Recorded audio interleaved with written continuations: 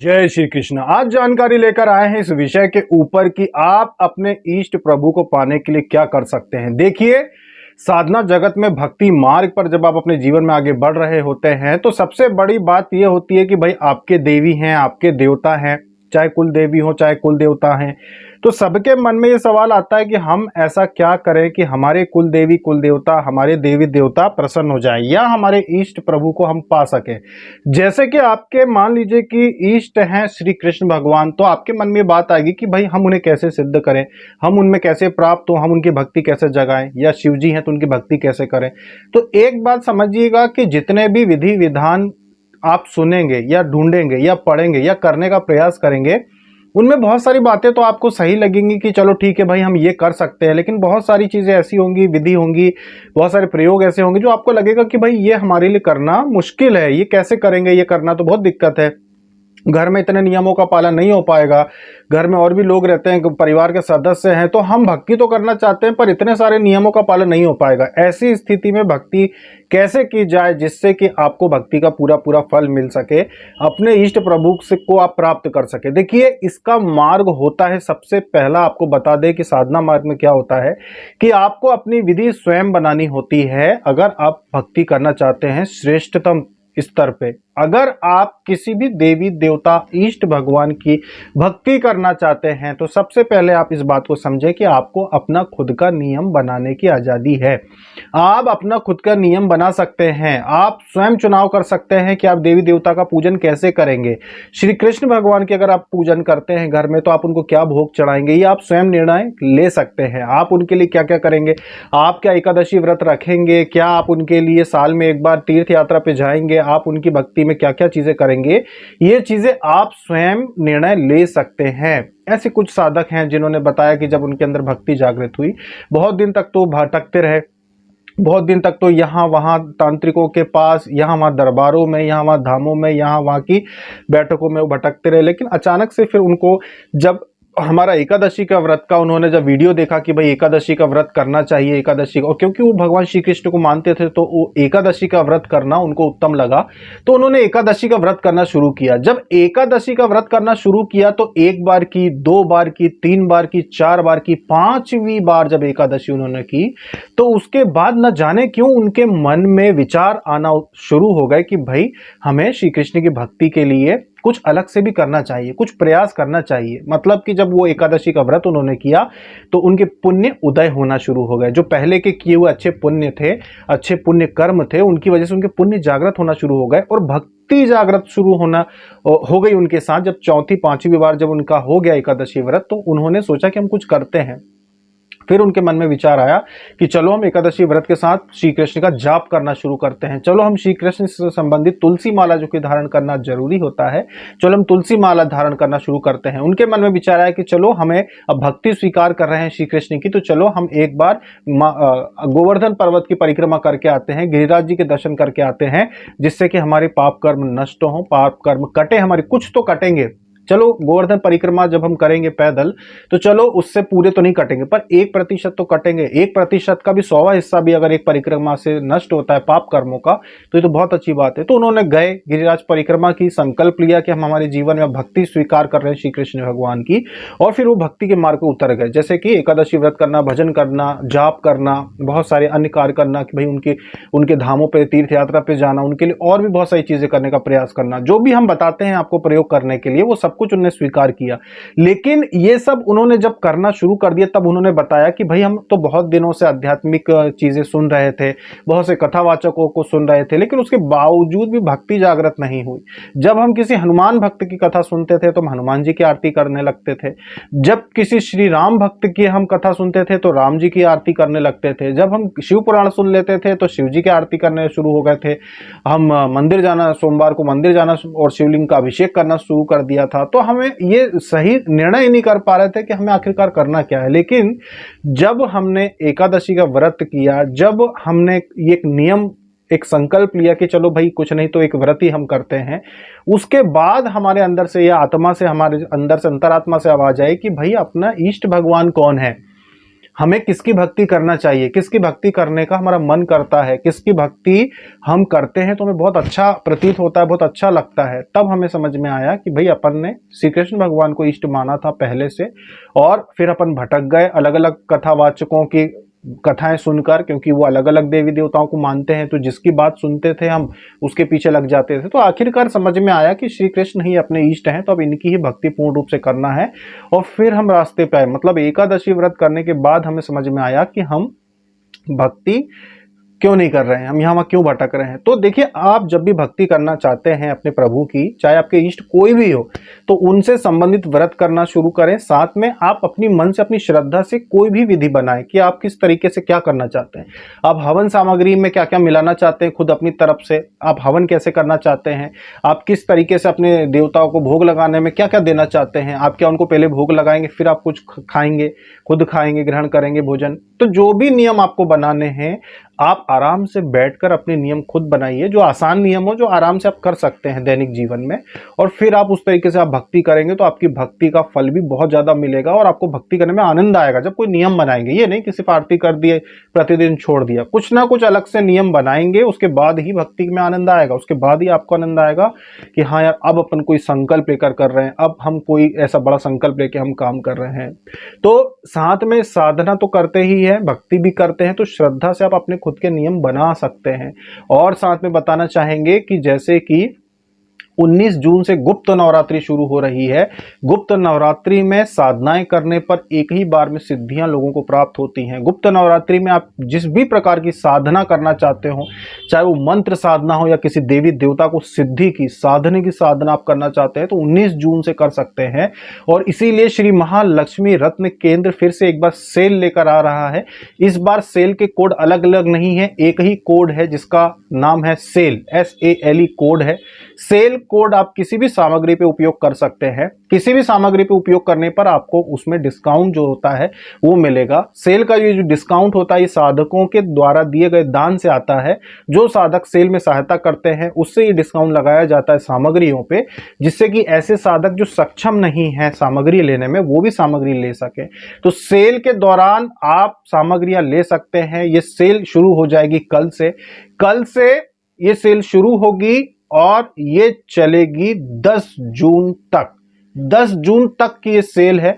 10 जून तक जो भी सामग्री आप लेना चाहते हैं, श्री महालक्ष्मी रत्न केंद्र की वेबसाइट पर, जो कि डिस्क्रिप्शन में दी हुई होती है, वहां पर जाकर जब कूपन कोड लगाने का ऑप्शन आता है, तो वहां पे आप सेल कोड लिख देंगे, SALE सेल कोड लगाएंगे, तो आपकी हर सामग्री पे, प्रत्येक सामग्री पे आपको डिस्काउंट मिलेगा।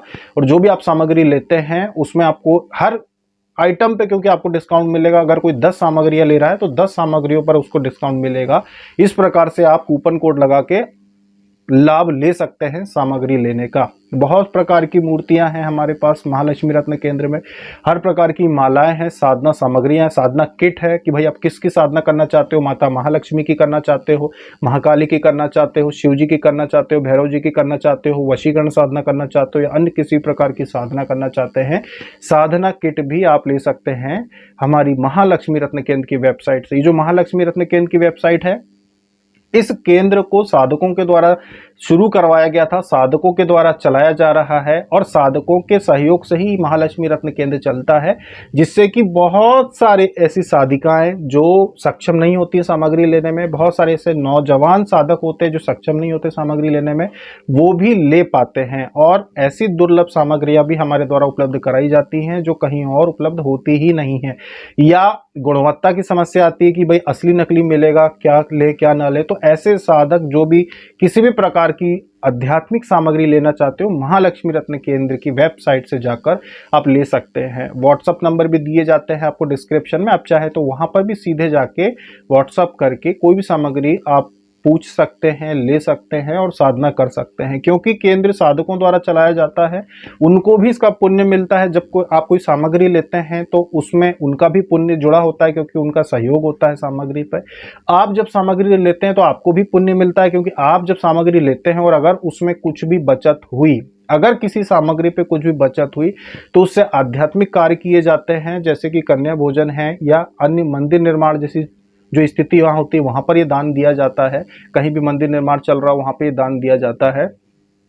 तो ऐसे बहुत सारे अच्छे कार्य जो होते हैं उसमें जो पुण्य मिलता है वो आपको भी मिलता है जब आप केंद्र की वेबसाइट से सामग्री लेते हैं। तो महालक्ष्मी रत्न केंद्र जहां पर हर प्रकार की सामग्रियां उपलब्ध हैं वहां से जाकर आप ले सकते हैं। कल से ये सेल शुरू हो रही है जो कि 15 जून तक ले जा सकते हैं। अभी 10 जून की जो डेट है वो फिक्स की गई है कि 10 जून तक चलाएंगे, क्योंकि 19 जून से तो शुरू हो जाएगी नवरात्रि, इसलिए 10 जून तक चलाएंगे। तो 9 दिन का गैप रखना जरूरी है सामग्री पहुंचने के लिए। और ये आपको बता दें सभी साधकों को कि हम सामग्री उपलब्ध नहीं करवा पाते हैं। कई बार बहुत सारी सामग्री आउट ऑफ स्टॉक चलती है सेल में, इसलिए जिनको भी 19 जून से साधना करना हो और किसी भी प्रकार की सामग्री लेना हो तो वो अभी से आप ले लीजिएगा, क्योंकि बाद में नहीं मिल पाती है।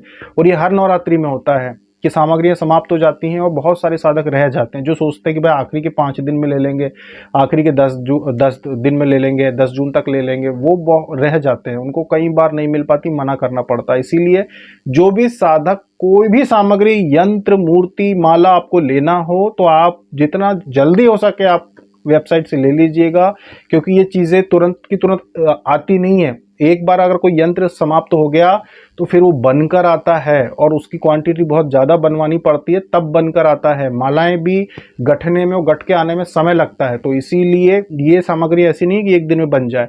हवन सामग्री ऐसी नहीं है कि रातों रात बन जाएगी। जब समाप्त होती है तो कुंटल में बनती है सामग्री, की कुंटलों में बनती है वो, तब फिर दोबारा आती है। तो जो भी सामग्री समाप्त होती है वो तुरंत उपलब्ध नहीं हो सकती। इसीलिए कोई भी सामग्री अगर आपको महालक्ष्मी रत्न केंद्र से लेना हो तो वो इस सेल में कल से शुरू होगी 15 जून तक।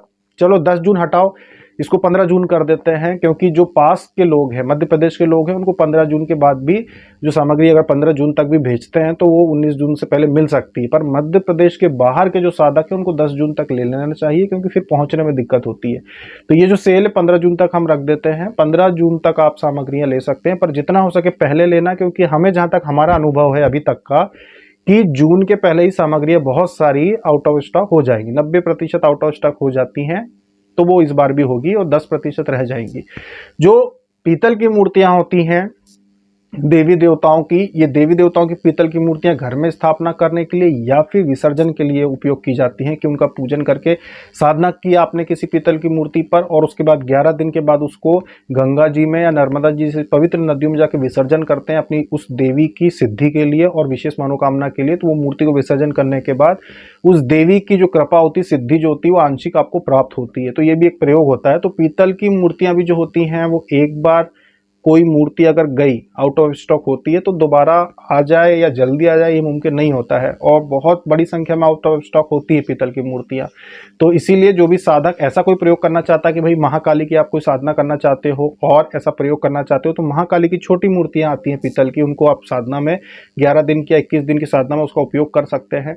उसके बाद साधना के बाद विशेष मनोकामना से कि भाई मेरा व्यापार नहीं चल रहा है या फिर मेरा ये चीज़ की मनोकामना है, आप उस मूर्ति को लेकर विसर्जन कर सकते हैं इस मनोकामना से कि जब तक इस मूर्ति पे पानी टकराता रहे तब तक मेरा व्यापार बढ़ता रहे, जब तक इस मूर्ति पे पानी टकराता रहे तब तक मेरे घर में सुख संपत्ति की वृद्धि होती रहे, जब तक इस पे पानी टकराता रहे तब तक मेरी संतान की बुद्धि में विकास होता रहे, ऐसी मनोकामना से उसे विसर्जन करके आया जाता है।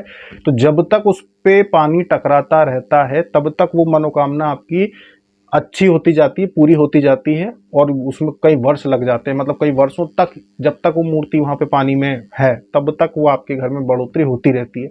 ऐसे कई प्रयोग होते हैं, जो प्रयोग यहाँ पे नहीं बताए जाते वो भी प्रयोग होते हैं, कि जैसे कि कई बार ऐसा होता है कि बंधन लगाने के लिए लोग क्या करते हैं कि भैरव यंत्र का पूजन करते हैं, घर में भैरव साधना करते हैं, भैरव यंत्र रख के उसके बाद भैरव यंत्र का विसर्जन करके आते हैं कि जब तक इस यंत्र पे पानी टकराता रहे तब तक मेरे घर पे बंधन लगा रहे, मेरे घर में कोई नकारात्मक ऊर्जा प्रवेश ना करे। तो जब तक वो नदी में वो भैरव यंत्र जिसको पूरी तरीके से गलने में, पूरी तरह से उसको नष्ट होने में लगेंगे तकरीबन 30, 40, 50, 60 साल लगेंगे उसको, तो जितना समय उसको लगेगा तब तक वो घर पे भैरव जी के बंधन बने रहेंगे। जैसे जैसे उस पर जल टकराता रहेगा वो बंधन और मजबूत होते जाएंगे, बंधन टूटेंगे नहीं किसी से जब तक वो पानी में वो यंत्र रहेगा।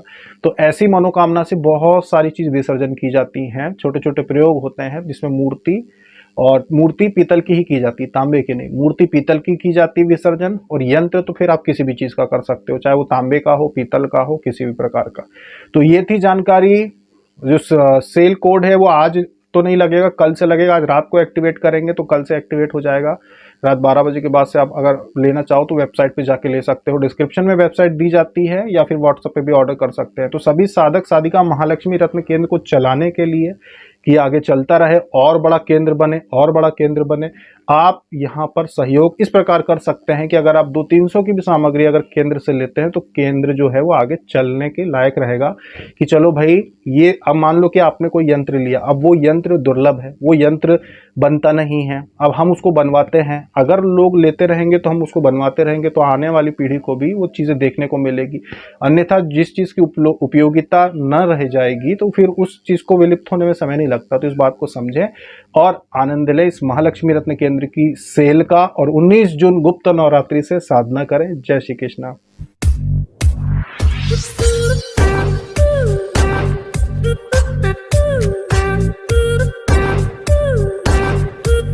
Thank you.